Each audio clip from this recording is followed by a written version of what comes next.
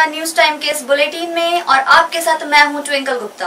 तो चलिए नजर डालते हैं आज के हेडलाइंस पर। पश्चिमी सिंहभूम में एक बार फिर कोरोना विस्फोट, 35 लोग पाए गए कोरोना पॉजिटिव। संक्रमितों की संख्या हुई 303, 145 एक्टिव केस।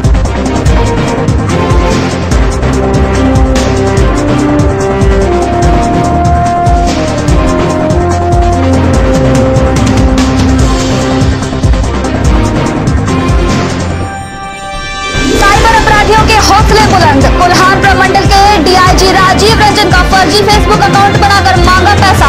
प्राथमिकी दर्ज कर जांच में जुटी पुलिस। और विकास योजनाओं के जरिए ग्रामीण श्रमिकों को रोजगार मुहैया कराने में जुटा हुआ है जिला प्रशासन।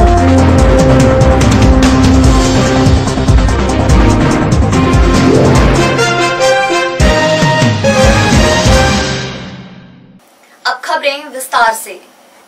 कोरोना संक्रमण के इस दौर में खुद को बचाए रखते हुए ड्यूटी करना पुलिस पदाधिकारियों और जवानों के लिए एक बड़ी चुनौती है। नक्सल प्रभावित पश्चिमी सिंहभूम में पुलिस और सीआरपीएफ की जिम्मेदारियां भी बड़ी हैं, इसलिए इन्हें कुछ ज्यादा सावधान रहने की जरूरत है। पश्चिमी सिंहभूम में अब तक करीब 50 जवान और पदाधिकारी कोरोना से संक्रमित हो चुके हैं।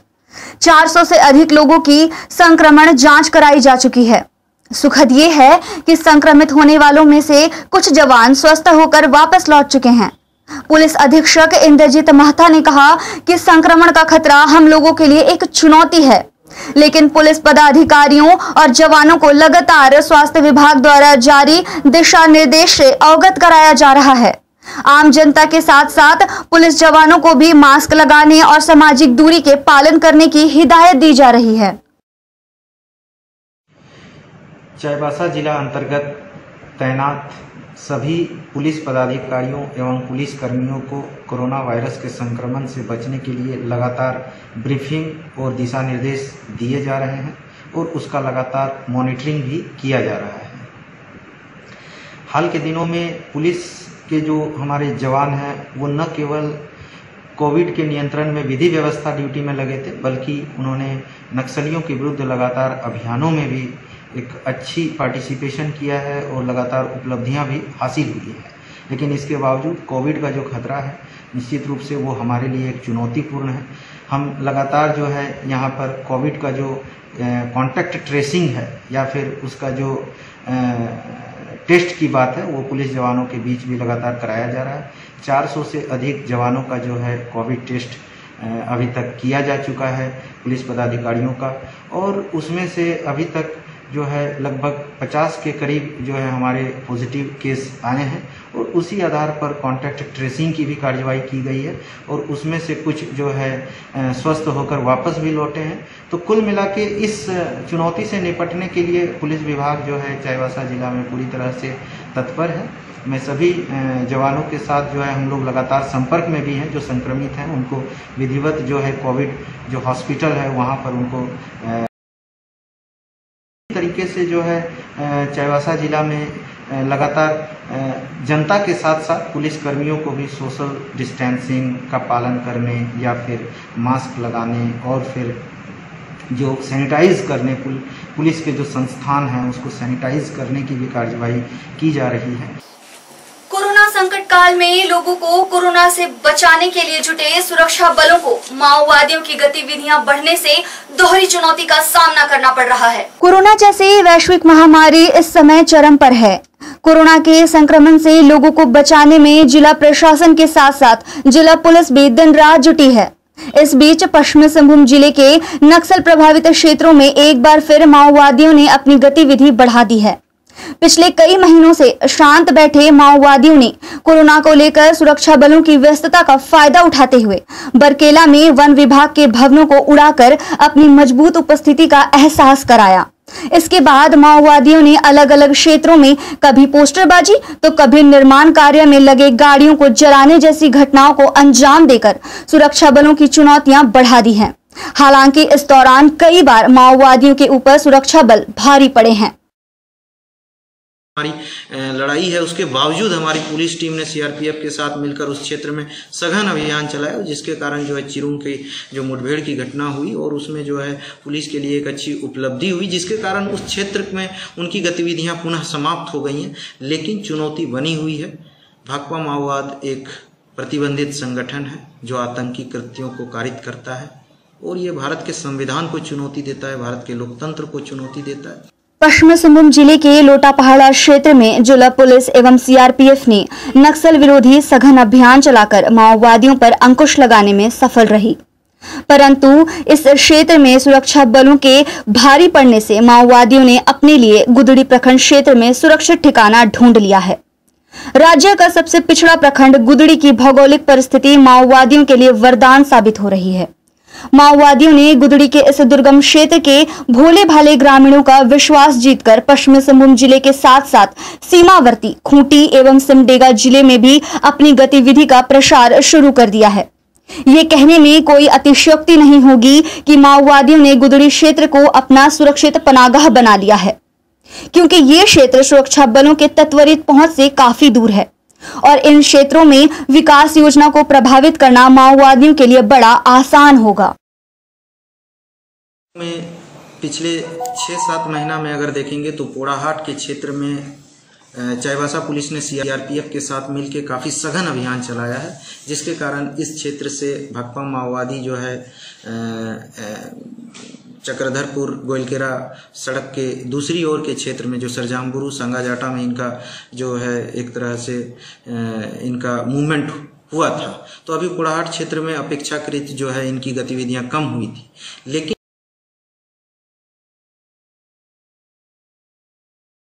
व्यवस्था में सम्मिलित थी, तो इन्होंने गुदड़ी थाना क्षेत्र के जो सीमावर्ती जो खूंटी और सिमडेगा के साथ लगता है आनंदपुर साइड में, तो उस क्षेत्र में अपने संगठन के विस्तार को इन्होंने करने के लिए गांव में मीटिंग करना प्रारंभ किया था। लगभग 10-12 दिन इन लोगों ने मीटिंग किया था, कई गांवों में मीटिंग किया था। तो हम लोगों को आसूचना मिली थी कि इस तरह की पुनः अपने प्रभाव क्षेत्र को स्थापित करने का भाग माओवादी अपनी गतिविधियों को संचालित करने के लिए वैसे क्षेत्रों को चुनते हैं जहां सुरक्षा बल आसानी से ना पहुंच सके। गुदड़ी जैसे जिले के कई दुर्गम इलाके हैं जहां से पुलिस थाना या सुरक्षा बलों का कैंप की दूरी काफी अधिक है।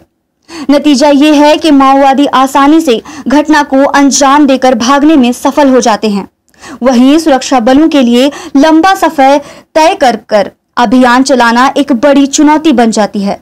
लिहाजा पुलिस विभाग ने पश्चिमी सिंहभूम जिले के कई ऐसे क्षेत्रों को चिन्हित किया है जहां पुलिस थाना या सुरक्षा बलों का कैंप स्थापित किया जाना नक्सल विरोधी अभियान के लिए आवश्यक है, ताकि नक्सलियों एवं माओवादियों के खिलाफ इन क्षेत्रों से सुरक्षा बलों की पकड़ मजबूत हो सके। जामबुरु और सांगाजाटा क्षेत्र में हम लोगों ने कम से कम 5 पुलिस कैंपों की स्थापना के लिए हम लोगों ने एक प्रपोजल तैयार किया है और जो है इस दिशा में जो है हम लोग का ये जारी है। इसके अलावा अगर पोड़ाहाट क्षेत्र में देखा जाए तो हलमद में भी हम लोगों ने जो है वहाँ पर सुरक्षा कैंप बनाने के लिए जो है हम लोगों ने प्रपोजल तैयार किया है। तो कुल मिला के जो है आनंदपुर क्षेत्र भी एक बहुत बड़ा क्षेत्र हो जाता है और गुदड़ी का भी क्षेत्र है, वो भी काफी बड़ा है, तो वहाँ पर भी थाना ओपी की स्थापना या पिकेट की स्थापना की आवश्यकता। भारतीय जनता पार्टी की ओर से सरस्वती शिशु विद्या मंदिर हाट गम्हरिया में पौधारोपण किया गया। स्कूल परिसर में फलदार वृक्ष जैसे आम, अमरूद और लीची लगाए गए। पौधारोपण करने पहुंचे पूर्व विधायक पुतकर हेम्ब्रोम ने कहा कि पर्यावरण संरक्षण के लिए पेड़ लगाना बहुत जरूरी है, लेकिन उससे भी ज्यादा जरूरी है लगाए गए पौधों का संरक्षण। यदि हम आज सचेत नहीं हुए तो आने वाला समय घातक सिद्ध होगा। पौधारोपण के मौके पर युवा मोर्चा के पूर्व प्रदेश अध्यक्ष प्रताप कटियार, गोपाल प्रसाद गुप्ता, युवा मोर्चा के जिला अध्यक्ष चंद्रमोहन तियू, प्रखंड अध्यक्ष ब्रजमोहन चतोम्बा सहित अन्य लोग मौजूद रहे।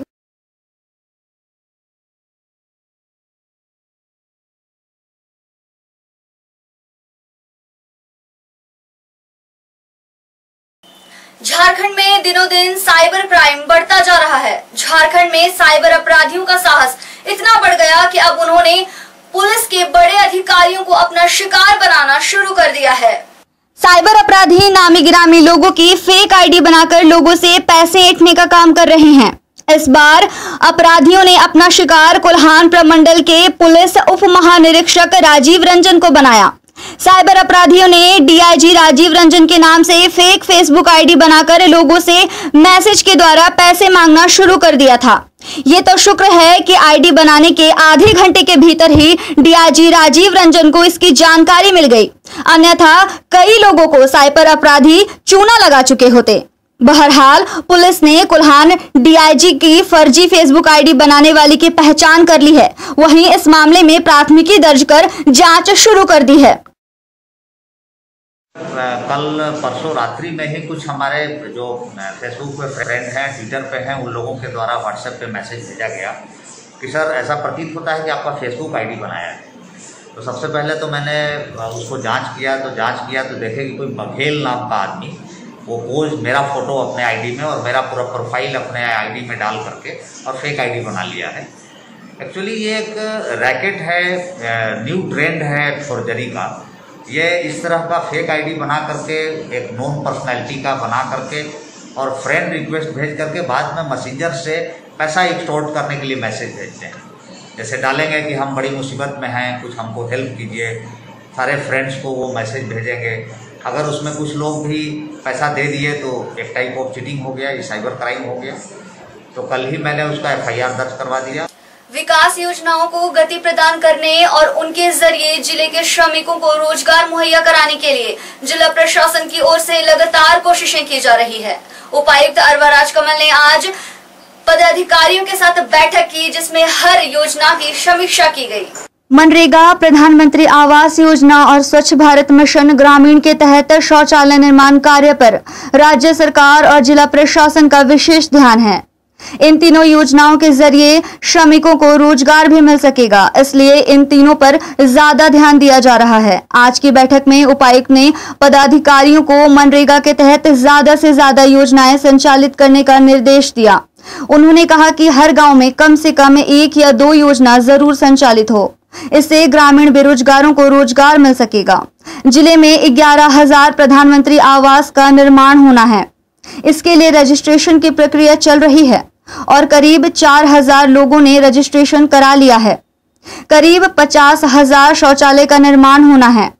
उपायुक्त ने बताया कि 60% राशि दी जा चुकी है। उन्होंने कहा कि इन तीनों योजनाओं को सही ढंग से संचालित होने से जिले के श्रमिकों को रोजगार की समस्या नहीं होगी। विकास योजनाओं का समन्वय बनाने के लिए एक बैठक आयोजित की गई है, जिसमें प्रखंड विकास पदाधिकारी समेत जिला के उप विकास आयुक्त और अन्य वरीय पदाधिकारी उपस्थित रहे। विशेषकर जिला प्रशासन का अभी फोकस है, राज्य सरकार के द्वारा प्राप्त निर्देश के अनुसार मनरेगा योजना के तहत जितना ज़्यादा हो, जितना संभव हो, उतने मजदूरों को रोजगार उपलब्ध कराना है। ये हमारा प्राथमिकता है। उसी के अनुरूप ज़्यादा से ज़्यादा योजना सैंक्शन करते हुए हर पंचायत ही नहीं, हर गांव तक हम लोग रीच करें। हर गांव में कम से कम 1 या 2 योजना चालू हालत में रहे, ताकि इस कोरोना की परिस्थिति में भी जो भी मजदूर दूर से वापस लौटे हैं उन सभी को हम लोग रोजगार दे पाएँ।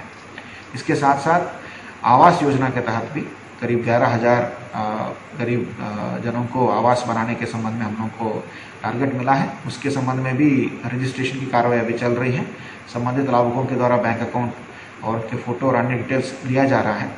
उसमें भी तेज़ी लाने का निर्देश दिया गया है। अभी हम लोग करीब 3 से 4,000 के बीच में हम लोग अभी लाभुकों का रजिस्ट्रेशन किए हैं।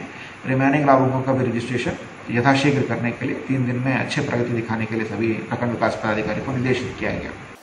पश्चिमी सिंहभूम जिले में एक बार फिर कोरोना विस्फोट हुआ है। जी हां, एक दिन में अब तक का सबसे अधिकतम पॉजिटिव केस सामने आया है। गुरुवार को 35 लोग कोरोना पॉजिटिव पाए गए हैं। वहीं दूसरी ओर बुधवार की रात कोरोना संक्रमित पाए गए ई-रिक्शा चालक, जो कि चक्रधरपुर के हैं, उनकी मौत हो चुकी है। कोरोना पॉजिटिव पाए जाने के बाद देर रात ई-रिक्शा चालक को चक्रधरपुर के रेलवे अस्पताल में बने कोविड-19 हॉस्पिटल में भर्ती कराया गया था, जहां उसकी मौत हो गई। मौत के बाद परिजनों ने कोविड-19 हॉस्पिटल पर लापरवाही का आरोप लगाया है। पश्चिमी सिंहभूम में कोरोना संक्रमितों की संख्या 303 पहुंच गई है। चक्रधरपुर के ई-रिक्शा चालक को मिलाकर कुल 3 लोगों की मौत हो चुकी है। जिले में एक्टिव केस की संख्या 145 हो गई है। पश्चिमी सिंहभूम में कोरोना काल में एक दिन में अधिकतम 23 पॉजिटिव केस सामने आए थे, लेकिन आज 35 लोग संक्रमित पाए गए हैं। कोरोना के बढ़ते ग्राफ के कारण जिले के लोग जहां डरे हुए हैं, वहीं जिला प्रशासन की चुनौतियां बढ़ती जा रही है। चलिए चलते चलते एक बार फिर से नजर डालते हैं आज के हेडलाइंस पर। पश्चिमी सिंहभूम में एक बार फिर कोरोना विस्फोट, 35 लोग पाए गए कोरोना पॉजिटिव। संक्रमितों की संख्या हुई 303, 145 एक्टिव केस।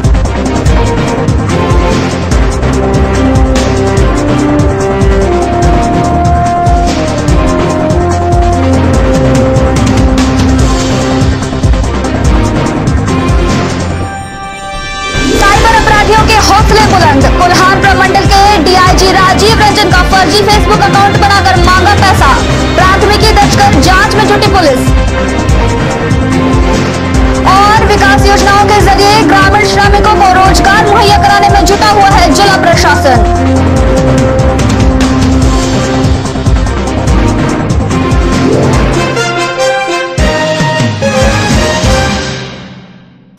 आज के लिए इतना ही। ताजा तरीन खबरों का सिलसिला आपके साथ यूं ही जारी रहेगा।